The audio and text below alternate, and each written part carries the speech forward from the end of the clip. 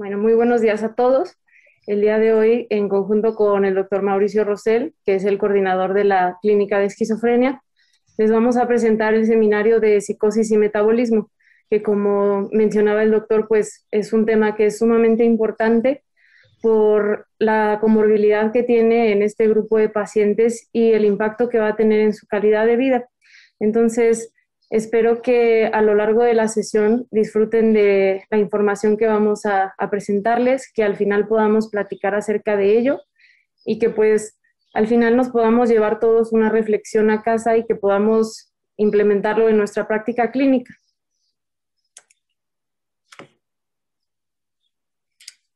El contenido de la presentación, primero vamos a hablar un poquito acerca del panorama general de comorbilidades. Vamos a ir hablando un poquito de las enfermedades crónicas que se van a presentar en este grupo de pacientes, la etiología que va a determinar que se presenten estas entidades, finalmente la teoría aplicada a la clínica, porque pues sí, al final, ¿de qué nos va a servir saber todo esto si no podemos aplicarlo de una manera más práctica? Y finalmente vamos a hacer una revisión de la evidencia más reciente acerca de los tratamientos que nos proponen diferentes autores para poder hacer un impacto en la mejoría en la calidad de vida de estas personas. Vamos a empezar con algunos datos importantes antes de meternos un poquito más en la materia. Con esto que nos dicen diferentes revisiones de la literatura acerca de que la esperanza de vida en las personas que cursan con algún trastorno psicótico, en general nos vamos a enfocar en los pacientes que tienen esquizofrenia, pero bueno, esto es en general con las personas que tienen alguna enfermedad mental grave. La esperanza de vida se va a reducir en promedio más o menos de 14 a 20 años.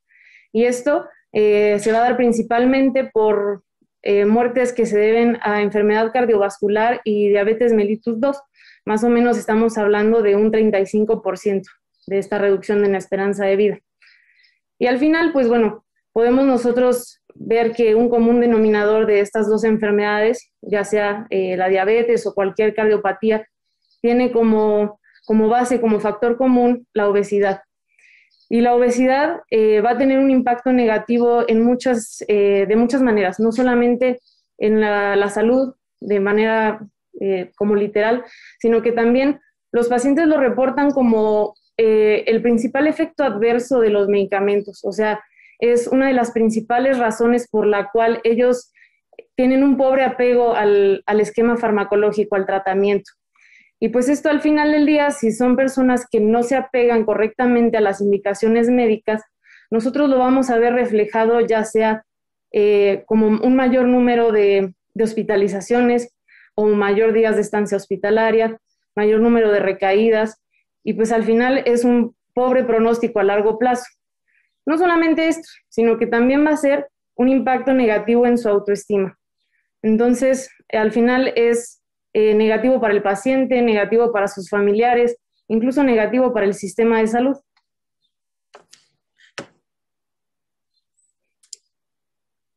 Ahora bien, en estas gráficas, que son de la última encuesta de Ensanud, son del año 2018, vamos a ir hablando y desglosando un poquito el panorama de comorbilidades de diferentes entidades clínicas. Por ejemplo, la Ensanud es una encuesta que desarrolla el Instituto Nacional de Salud Pública.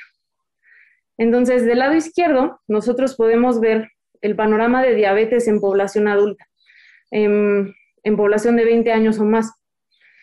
Está descrito que las personas con esquizofrenia tienen un riesgo de 2.5 veces mayor de desarrollar diabetes que la población general.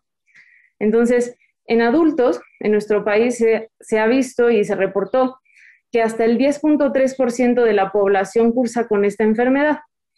Digo, cabe resaltar que pues esto es lo que ellos encuentran en las encuestas, ¿no? Pero que quizá está hasta un poco infradiagnosticado, o que incluso pues son personas que no accedieron a la entrevista y tal, ¿no?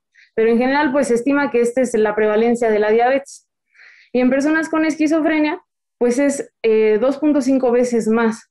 Entonces, pues es algo que tenemos que tomar muy en cuenta al momento de tomar decisiones clínicas o de prescribir algún medicamento.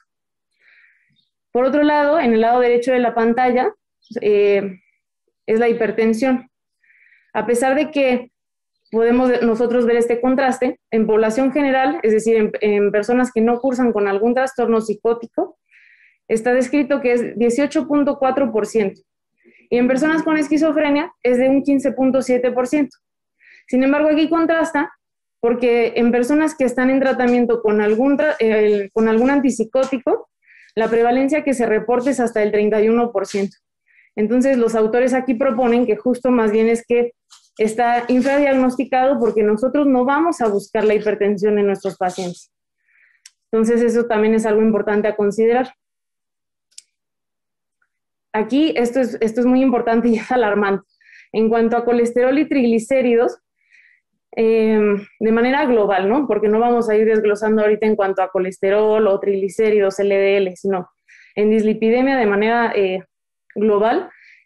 En población mexicana es de 19.5% los niveles elevados. Y en personas con esquizofrenia es del 51.1% esta comorbilidad. Entonces, esto pues también es muy elevado y hay que tomarlo en cuenta. Hay un estudio que se ha denominado el T-Trial, que significa Tolerability and Efficacy of Antipsychotics, que reportó que en pacientes jóvenes de entre 12 y 18 años, en su primer episodio psicótico, ya tenían alteraciones en los lípidos incluso antes de que recibieran algún tratamiento con antipsicóticos. Entonces, esto es importante considerando que se ha propuesto que uno de los mecanismos que alteran estos parámetros es el manejo farmacológico. Y sin embargo, el hecho de que se hayan reportado estas alteraciones previo al manejo médico indica que pues, puede haber ahí algo de base, incluso antes de que nosotros podamos hacer algún tipo de intervención. Finalmente, del lado izquierdo podemos ver la prevalencia de sobrepeso y obesidad. En nuestro país, pues esto lamentablemente es un problema de salud pública. Incluso se ha reportado que en los países occidentales el sobrepeso y la obesidad han desplazado ya el consumo de tabaco como la principal causa de mortalidad. Y esto pues tiene diferentes factores que influyen, ya sea dentro del estilo de vida, la dieta y la realización de actividad física, incluso como factores externos, pero pues también hay otros muchos que influyen, como la genética, la raza. Y nosotros como población mexicana pues tenemos mucho factor de riesgo para desarrollar esta entidad. Entonces, de manera global, pues esta es la prevalencia del 75.2% en población general. Sin embargo, en personas con esquizofrenia tienen hasta el doble de riesgo de cursar con sobrepeso y obesidad. En unas diapositivas más les voy a ir mostrando algunos de los factores de riesgo. Pero pues esto habla de las intervenciones tempranas también que tenemos que hacer en este grupo de pacientes. En este otro lado, el consumo de tabaco, a pesar de que se ha ido reduciendo en población general, hablando del 11.4%, en las personas con esquizofrenia es hasta del 65% el consumo de tabaco. Y además, no nada más es esta brecha tan distinta en cuanto al consumo, sino en cuanto a la cantidad. Aquí, como podemos ver en el cuadro, el promedio de cigarrillos que fuma una persona, aquí como el extremo más llamativo en población general, que es el medio urbano, que serían 7 cigarrillos al día. En personas con esquizofrenia el promedio llega a ser más de 20. Entonces, no nada más es que consuman, sino la cantidad. Entonces, también vamos a hablar un poco de esto más adelante, el por qué ocurre. Pero el punto es que todos estos factores, que incluso pudieran llegar a ser modificables, pues tienen que ser tomados en cuenta por nosotros como clínicos para poder disminuir los factores de riesgo cardiovasculares y mejorar su pronóstico a largo plazo. Todos estos factores que mencionamos hace un momento, si los sumamos y los ponemos en perspectiva global, nos van a dar el síndrome metabólico. ¿Qué es el síndrome metabólico? El síndrome metabólico son un conjunto de características clínicas que nos dan, si las juntamos, un riesgo cardiovascular incrementado. Entonces, aquí estos autores las juntan en esta tabla para que sea más fácil para nosotros recordarlo, y son en conjunto la obesidad abdominal, que nos habla acerca de la grasa visceral, aquella que tiene mayor carga y actividad metabólica, mayor riesgo, que ajustado a población mexicana es en estos centímetros. Tiene que ser 88 centímetros en mujeres, 102 centímetros en hombres. Triglicéridos por encima de 150 miligramos por decilitro. HDL, colesterol HDL bajo, por debajo de 40 en hombres, por debajo de 50 en mujeres. Hipertensión, que se traduce en una presión arterial por encima de 130/85. Y glucosa de ayuno alterada, por encima de 110 miligramos por decilitro. La presencia de 3 ya nos habla de un síndrome metabólico. La prevalencia es variable, de acuerdo a la literatura, insisto, en los países en los que se haya llevado a cabo el estudio, pero en un promedio, en pacientes que tengan diagnóstico de esquizofrenia, se estima que es del 41%. Entonces, como podemos ver, es bastante alto. ¿Por qué se dan todas estas alteraciones?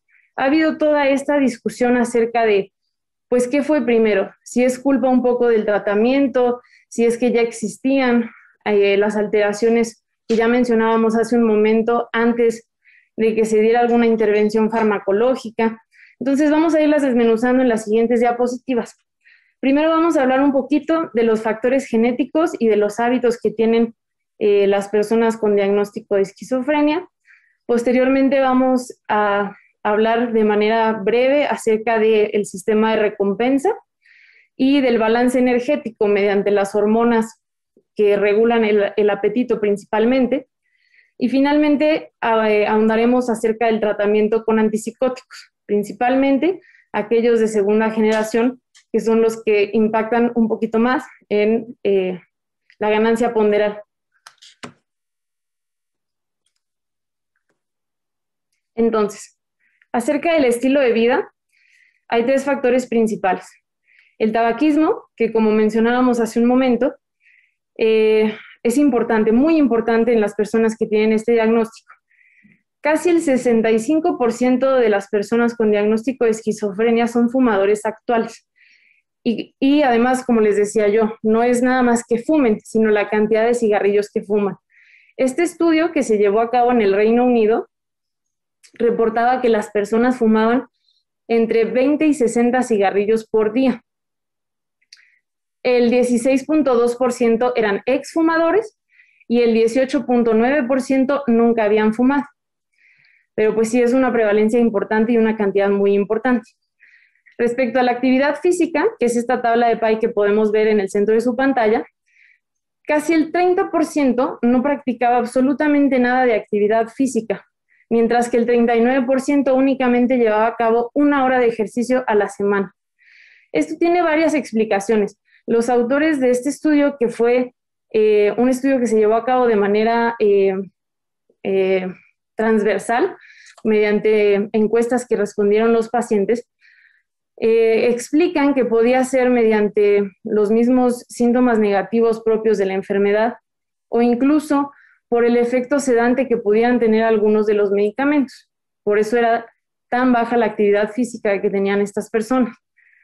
Y finalmente, respecto a los hábitos dietéticos que reportaban, y digo, esto es, insisto, en un estudio en Reino Unido, pero que quizá en nuestro país las cifras sean incluso peores, reportaban consumir pescados de agua fría como salmón, truchas, en promedio 0.5 días, o sea, en realidad era quizá 1 vez por semana lo que llegaban a ingerir de este tipo de alimentos ricos en omega 3, por ejemplo, o en grasas poliinsaturadas.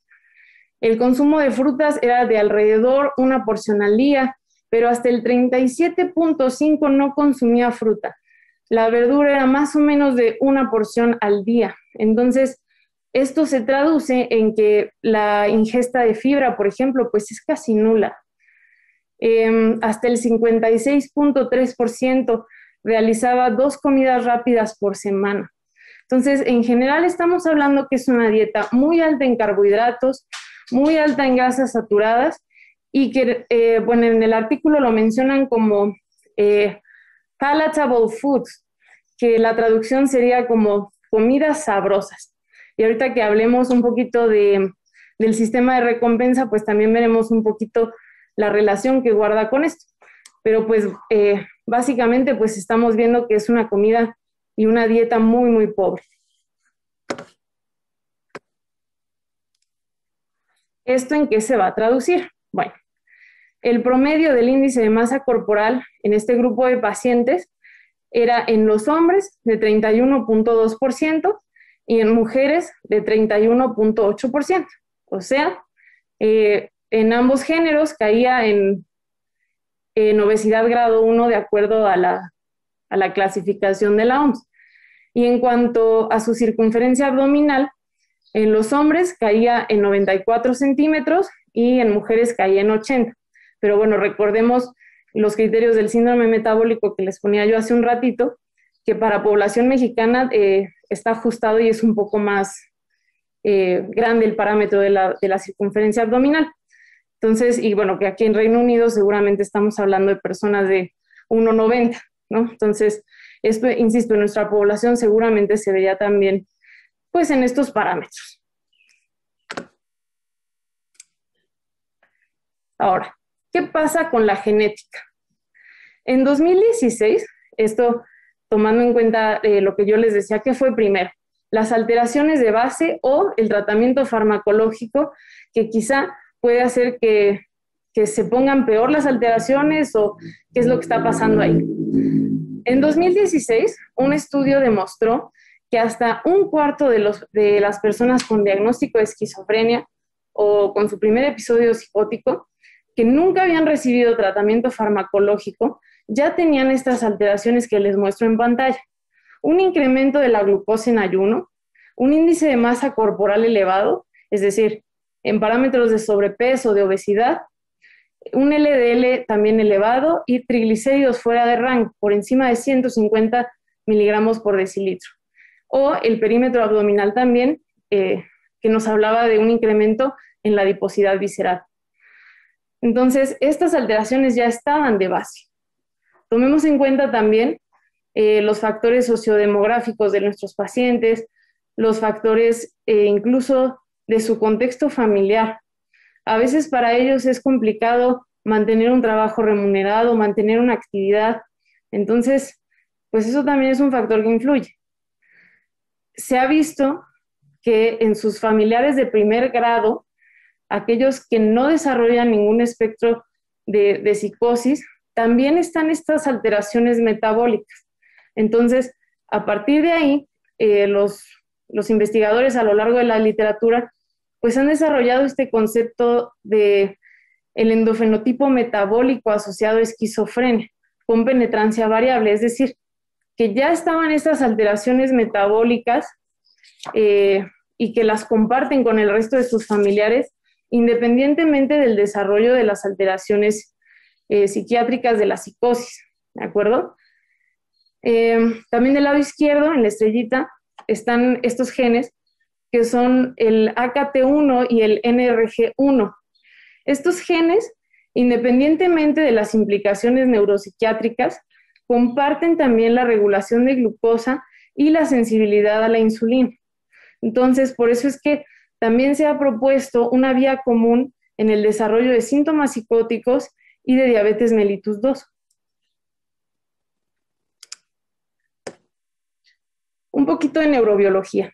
Esto es algo sumamente complejo, entonces vamos a mencionarlo nada más.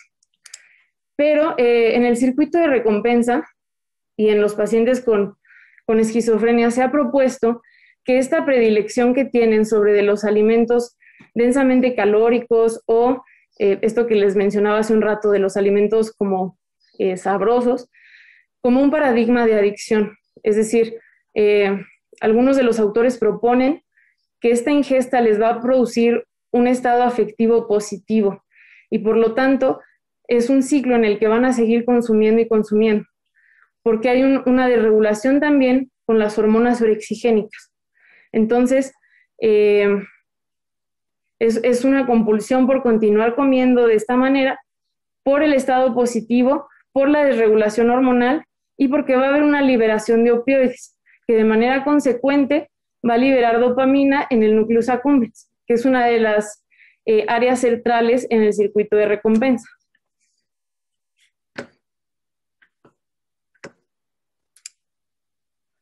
Ahora nos vamos a meter un poco al tema de las hormonas. Es un sistema sumamente complejo, pero básicamente lo que hay que saber es que así como hay algunas que nos generan hambre, otras nos van a generar saciedad. Entonces, tomando eso en cuenta, la leptina, vamos a mencionar solamente las más importantes. La leptina nos va a disminuir el hambre generando saciedad, inhibiendo al neuropéptido Y, que sería no su contraparte, pero digamos que es esta contrarregulación. Va a disminuir la lipogénesis al momento que inhibe la secreción de insulina. Y se ha visto que la deficiencia de leptina se asocia a obesidad, y esto es interesante, porque también a disminución de volumen cortical, es decir, pues a cierto grado de atrofia. Del lado derecho vamos a ver que el agouti-related peptide y el neuropéptido Y, el agouti es este animalito que podemos ver del lado derecho, porque se describió por primera vez esta hormona en ellos, son orexigénicos. Todo lo que sea orexigénico va a promover la ingesta y el apetito. Por lo tanto, se ha visto que está aumentado la expresión de sus receptores en personas que cursan con obesidad. Pero también se ha visto que modulan la transmisión dopaminérgica. Entonces, va a estar elevado en personas que cursan con alguna entidad que tenga síntomas psicóticos. El neuropéptido Y va a regular otro tipo de procesos biológicos, como por ejemplo el ritmo circadiano, la cognición, aunque en algunos estudios se han encontrado ciertos resultados contradictorios, como por ejemplo el hecho de que sus niveles elevados en líquido cefalorraquídeo están relacionados con un efecto ansiolítico y antidepresivo, lo que estaría de cierta manera relacionado con algunos efectos con quetiapina y el pronóstico a largo plazo. El GLP-1, y este hay que poner mucha atención, porque los análogos de GLP-1 se han propuesto como tratamiento de las comorbilidades. Vamos a hablar de eso un poquito más adelante. Promueven la liberación de insulina en presencia de glucosa, disminuyendo la secreción de glucagón también y disminuyendo la ingesta, es decir, promueve la saciedad. Y en modelos experimentales con roedores se ha visto que tiene efectos neuroprotectores, mejorando el aprendizaje y la memoria.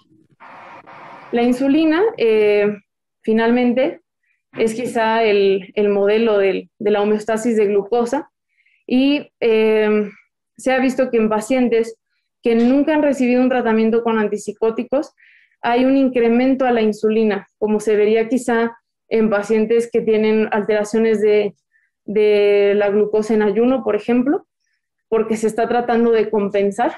Y finalmente, en pacientes que tienen procesos de psicosis crónicos, disminuye la insulina, porque ya no es capaz de compensar estos procesos.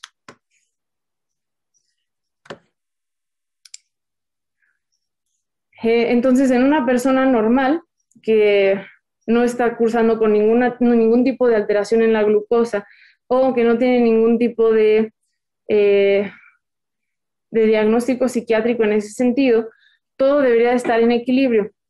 Aquí podemos ver en esta imagen que todo lo que está en color verde son las hormonas orexigénicas. Lo que está en color rojo son las hormonas anorexigénicas. Todo debería de estar en equilibrio. Es un balance que es sumamente estrecho. Entonces, cuando esto se pierde, pues tenemos alteraciones en peso y demás. ¿Qué pasa con el tratamiento con los antipsicóticos? Bueno, se han visto 3 mecanismos propuestos para la disregulación en glucosa y en el metabolismo. El primero sería la resistencia a la insulina que se asocia a obesidad, que es quizá el más estudiado. También existe alrededor de un 15% que, a pesar de el tratamiento que ustedes gusten, incluso con olanzapina o clozapina, que desarrollan resistencia a la insulina independientemente del peso. No va a haber cambios en índice de masa corporal o en peso, y aún así van a desarrollar alteraciones en la glucosa. Y finalmente se ha propuesto una disfunción de células beta y apoptosis también con el tratamiento con este grupo de fármacos. Vamos a repasar un poquito. Entonces, dopamina, serotonina e histamina se han propuesto como algunos de los neurotransmisores implicados en estos procesos. En cuanto a los receptores D2 y D3, se ha visto que están implicados tanto en esquizofrenia como en diabetes mellitus tipo 2, porque no nada más están presentes a nivel central, sino también a nivel periférico, como en páncreas y en hígado. El receptor de tipo 2 está involucrado en la regulación del apetito, como mencionábamos hace un rato, en el sistema de recompensa. Tiene que ver en la regulación del apetito. A nivel hipotalámico, va a regular la sensibilidad a la insulina. Esto va a ser muy importante. En cuanto a los receptores de serotonina, se ha visto en modelos experimentales, igual nuevamente con roedores, que polimorfismos de un solo nucleótido, particularmente en los receptores 2A y 2C, generan ratoncitos que cursan con hiperfagia y con aumento de peso, pues de manera consecuente con intolerancia a la glucosa. Y finalmente la histamina también tiene un papel muy importante en la conducta alimentaria, porque por sí misma es anorexigénica, pero entonces cuando se bloquea el receptor, pues vamos a ver esta ganancia de peso. Entonces tomen muy en cuenta estos receptores para lo que vamos a hablar en un momento. Olanzapina y clozapina son los dos antipsicóticos que, si bien son los que han demostrado una mayor eficacia clínica, son los que más nos van a impactar en los receptores que yo les mencionaba hace un momento. Histaminérgicos, HT2A, HT2C. Entonces, se ha visto que el tener tratamiento con cualquiera de estos dos nos da un riesgo de hasta un 2.8 para desarrollar resistencia a la insulina o problemas cardiovasculares. Hasta el 32% de los pacientes que tienen tratamiento con olanzapina van a desarrollar una ganancia ponderal del 32% de su peso base al inicio del tratamiento. Algunos autores proponen que el hecho de que tengan esta ganancia ponderal se asocia a una mejor respuesta a tratamiento, pero pues eso también está muy en debate. El aumento del apetito tiene que ver con el aumento en la expresión de los receptores por neuropéptido y de la Guti-related peptide, que se acuerdan que lo mencionábamos hace un momento. También involucra una sobreexpresión de grelina y en otro tipo de receptores, como por ejemplo el de la propiomelanocortina, que en lugar de que se sobreexprese, va a disminuir, porque es anorexigénico. Entonces, tiene que ver con esta contrarregulación hormonal. Pero también han descrito que por su propiedad sedante, pues disminuye la psicomotricidad o la locomotricidad de manera global, y que también va a disminuir la temperatura de la persona que está en tratamiento con estos antipsicóticos. Entonces, va a disminuir el gasto energético basal. Por otro lado, pues habíamos quedado que también se podía dar resistencia a la insulina sin que se diera una ganancia de peso. Y esto es porque se puede incrementar la adiposidad visceral y porque también se altera la translocación del receptor de glucosa 4, es decir, en el músculo esquelético, independientemente de la ganancia del peso. Y el último mecanismo, que este es el que, bueno, se necesita investigar más sobre el tema, pero que finalmente está descrito, es que al bloquear los receptores alfa-adrenérgicos o los receptores M3, también se genera resistencia a la insulina y también se activa la vía de las caspasas, generando finalmente una apoptosis de la célula beta. Ahora, ¿de qué nos va a servir toda esta teoría aplicada a la clínica?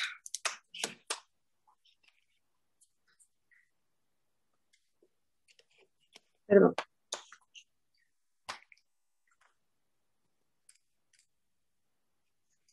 Tenemos estas guías propuestas por Cernea y sus colaboradores, en donde describen una serie de pasos para los pacientes que están teniendo estas alteraciones, pero pues que ya se encuentran en tratamiento con algún tipo de antipsicótico.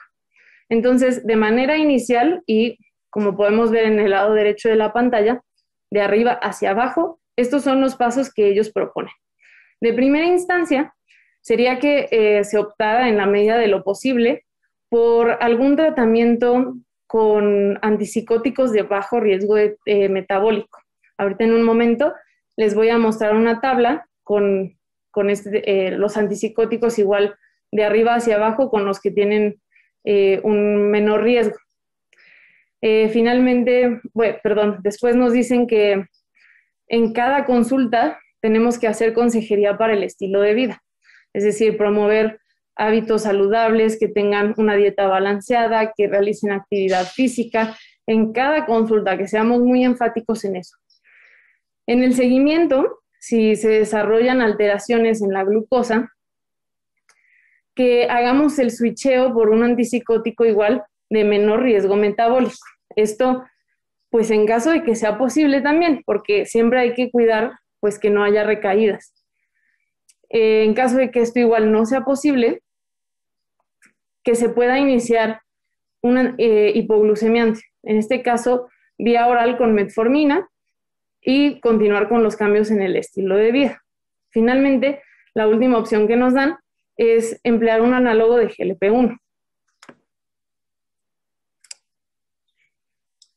¿A qué se refiere con los cambios en el estilo de vida? Bueno, todos hemos escuchado de la actividad física, de una dieta, ¿no? Aquí ellos reportan que la actividad física, es decir, practicar cualquier deporte que gusten o empezar a caminar y tal, va a reducir los síntomas psicóticos per se, incluso que mejora la cognición y mejora también la capacidad cardiorrespiratoria.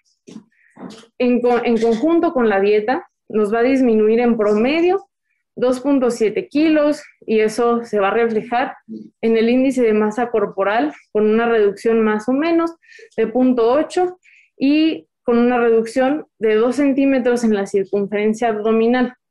Sin embargo, a mí me gustaría destacar que si bien cualquier reducción en estos parámetros es positivo, si estamos hablando en el contexto, si recordarán las diapositivas previas, que son pacientes con una obesidad grado 1, una disminución de 0.8 en el índice de masa corporal quizá no va a tener el impacto que nosotros quisiéramos a nivel de comorbilidades globales.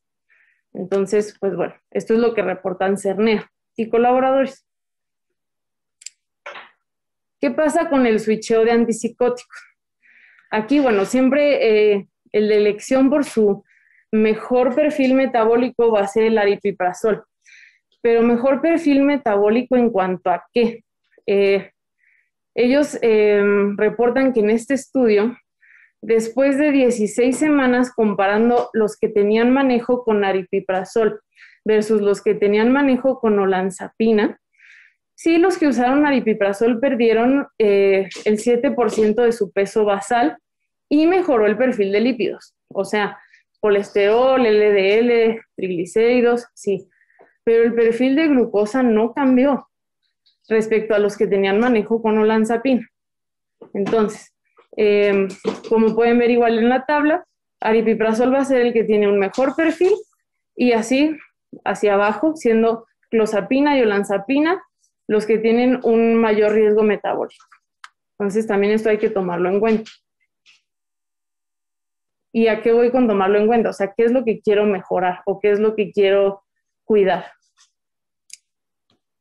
¿Qué pasa con los hipoglucemiantes? Aquí vamos a comparar metformina con los análogos de GLP-1. Metformina se ha visto que tiene un efecto, sí, en el control de la glucosa y en general se tolera muy bien. Inicialmente pueden llegar a tener efectos gastrointestinales como un poco de diarrea tal vez, flatulencias, pero conforme van pasando los días se tolera bastante bien. Tiene un bajo costo y efectos anorexigénicos, entonces esto pues puede como compensar un poco el efecto del resto de los fármacos. Se ha comparado a lo largo de estudios longitudinales que si se hace en una intervención temprana va a tener un mejor efecto, es decir, que se inicie lo más temprano que se pueda. En cuanto a la hemoglobina glucosilada, la reducción que va a tener sobre ella en realidad es pequeña, el efecto es pequeño. En comparación, por ejemplo, con los análogos de GLP-1. Aquí sí va a tener un mayor impacto sobre este parámetro, hasta de 1.8% la reducción en la hemoglobina glucosilada. Aparte, bueno, se ha visto que disminuye la respuesta inflamatoria. Esto sí va a ser muy relevante en cuestión de la enfermedad cardiovascular, por ejemplo, la misma diabetes, que pues a largo plazo van a tener muchos parámetros de marcadores inflamatorios, y va a promover que se normalice o que se mejore el microbioma, que es igual otro tema que está ahorita como muy en boga, con mucha investigación.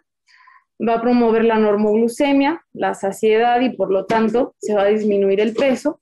Y en estudios experimentales se ha visto que tiene efectos neuroprotectores.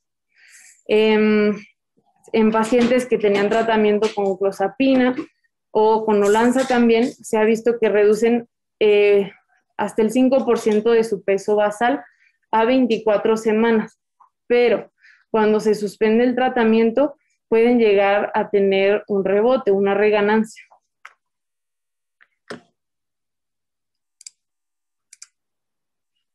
Pero ¿cuál es el contexto en la vida real? Metformina, 60 tabletas nos cuestan 94 pesos. Versus la exenatida, que es uno de los análogos de GLP-1, nos cuestan 3.159 pesos, 4 plumas. O sea, sería el tratamiento más o menos para un mes versus lo que podría ser para 1 o 2 meses de metformina.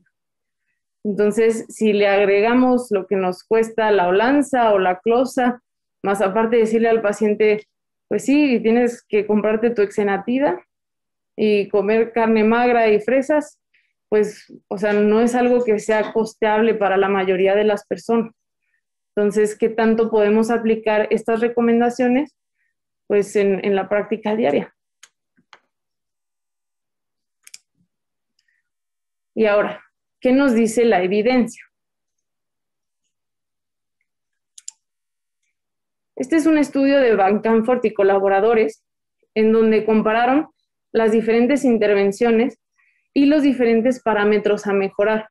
Por ejemplo, el primero nos habla de la reducción de peso y se vio que la consejería individual acerca de las modificaciones en los hábitos, en el estilo de vida y el ejercicio también individual, no de manera grupal, sí tenían un impacto, un efecto significativo para la reducción de peso en comparación con otras como por ejemplo el aumento con aripiprazol o incluso por ejemplo metformina, si lo vemos casi abajo que pues el impacto fue mediano. Si lo que queríamos era reducir el índice de masa corporal, la única intervención que al final tuvo un efecto pues mediano fue topiramato, comparado por ejemplo con la consejería individual, los análogos de GLP-1, pero pues aquí sería como para reflexionar, o sea, si de por sí, por ejemplo, estas personas pudieran llegar a tener cierto grado de deterioro cognitivo y yo le dejo topiramato porque quiero disminuir su índice de masa corporal, pues sería como valorar costo-beneficio. Para reducir los niveles de glucosa, el cambio de olanzapina hacia quetiapina o aripiprazol únicamente reportó un impacto mediano, al igual que la metformina. Vean acá, la reducción de los niveles de hemoglobina glucosilada, lo que nos proponía Cernea y sus colaboradores en las recomendaciones previas, solamente tiene un impacto pequeño. Entonces, ¿qué tanto nos sirve hacer gastar a la persona en algún medicamento que tenga yo que añadir? Cuando mejor, no sé, podría yo sugerirle o enfatizar en la consejería, en los hábitos, en el ejercicio, cuando pues quizá estos medicamentos no nos representarían un gran cambio. No lo sé. Para la reducción de triglicéridos, el topiramato tuvo un efecto mediano, pero pues de nuevo, costo-beneficio, efectos adversos, a tomar todo eso en cuenta. Y bueno, finalmente para concluir, me gustaría que nos quedáramos con esta reflexión de que los pacientes con esquizofrenia tienen un riesgo metabólico de base que puede llegar a exacerbarse con el uso del tratamiento con antipsicóticos, pero que en realidad esas alteraciones están presentes desde antes que nosotros hagamos cualquier tipo de intervención farmacológica y que el tratamiento debe de ser individualizado. Antes de que se tome cualquier decisión, debemos de pensar en ese paciente. No podemos nosotros pensar en tiene un diagnóstico, tiene esta enfermedad, sino tenemos a este paciente y qué es lo que yo quiero mejorar en este paciente. Tenemos que tomar en consideración las preferencias de ese paciente, su contexto, sus comorbilidades, su situación económica, su situación familiar, para entonces, de manera conjunta, poder establecer un tratamiento y una decisión. Entonces, pues creo que se tienen que tomar mucho panorama para poder buscar el beneficio para esa persona. Muchas gracias.